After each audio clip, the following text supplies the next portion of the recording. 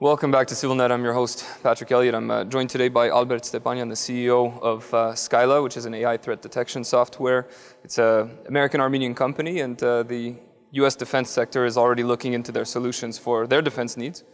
Albert, thanks for joining us. It's my pleasure to be here, Patrick, as always. So Albert, you guys have an office in Armenia. You've pretty much started off in Armenia. You now have offices in Poland, in the US. Maybe you have other ones that I don't know about.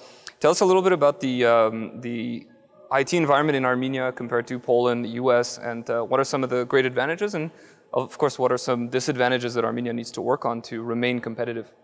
Yeah, sure. That's a great question. So as an American company, we have a good experience even before Scylla hiring in Armenia, just because there is an incredible talent here, right? And also we know the culture, we know the language as well, right?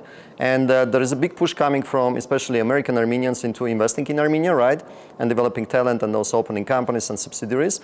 And also there is a great effort from, again, the American Armenian community to attract venture capital to Armenia, right? So we have seen the Armenian ecosystem grow significantly for the last, I would say, 8 years, but the big push started happening after 2018 when we officially consider Armenia to be independent, right? So because there's a lot of American and European influence started coming to Armenia, and a lot of companies and more foreign investors started to invest into Armenia, right? So there's a big benefit in operating in Armenia, but also there's downsides, right? Like we can discuss. Yeah. So what are some of those downsides? Tell us.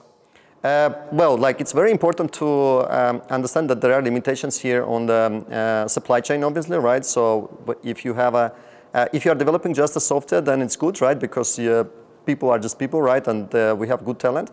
But if you need to experiment with the hardware, if you need to buy latest equipment, so obviously supply chain in Armenia and the sources of supply chain are not yet well established, right? I would say the quality of the network communications is not so great as well. For example, like we have to buy a lot of additional power sources, a lot of additional equipment like Starlink to be able to essentially have an uninterrupted service coming from our Armenian R&D team.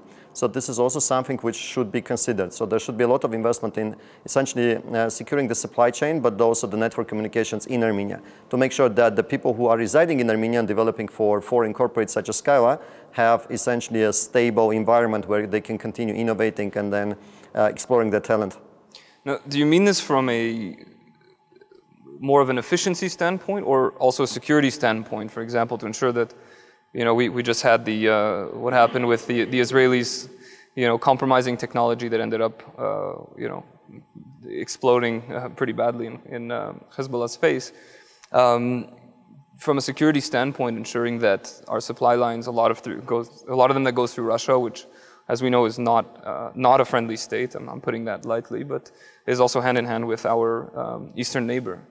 Well, I cannot speak to that, like, because we don't want to get involved into politics. But as an American company, first of all, we believe that Armenia should be independent infrastructure-wise and also supply chain-wise, and also the network communications should be secured, and they should have an alternative sources of the connectivity, not just coming through cables or from neighborhood countries, which some of them are friendly, some of them are not friendly, right? So we should have alternative sources of communication and networking that's coming, like Starlink or launching satellites, and also being part of international security frameworks, right, that are passing the security audits to make sure that the foreign companies like Scylla or foreign investors are confident when investing in Armenia, right, that their data is protected. And I believe that Armenia can be also part of the most recent, essentially, AI Act or GDPR privacy policies which are happening in Europe, because Armenia is strengthening relationships with the European Union.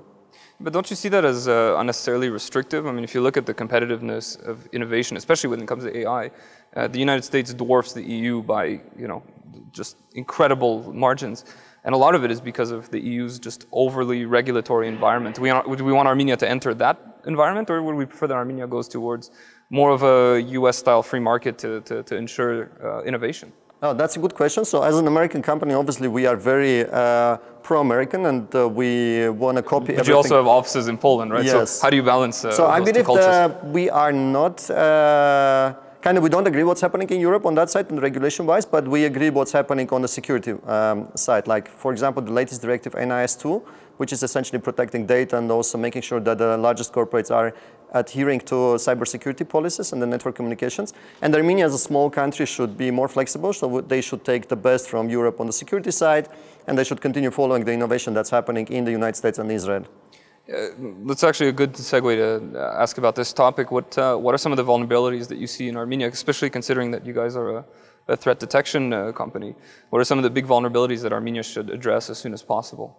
Supply chain is the biggest one because there is not, so for example, if you go to countries like Emirates or in the United States with the latest NDAA, which everything should be made in America, or you should know the sources of the supply chain, right? So Armenia should, I believe, and I cannot speak to that, but that's my opinion, should adhere to and create regulations like that. So the supply chain should be very well established, and they should know who the distribution partners are. So all the distribution partners for specific equipment should be authorized, and then resellers of that.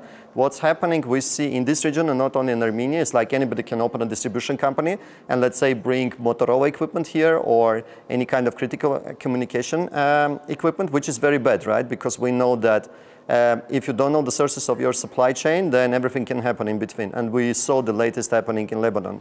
Albert Stepanyan, thanks for joining us. Sure, my pleasure. Thanks again for watching CivilNet.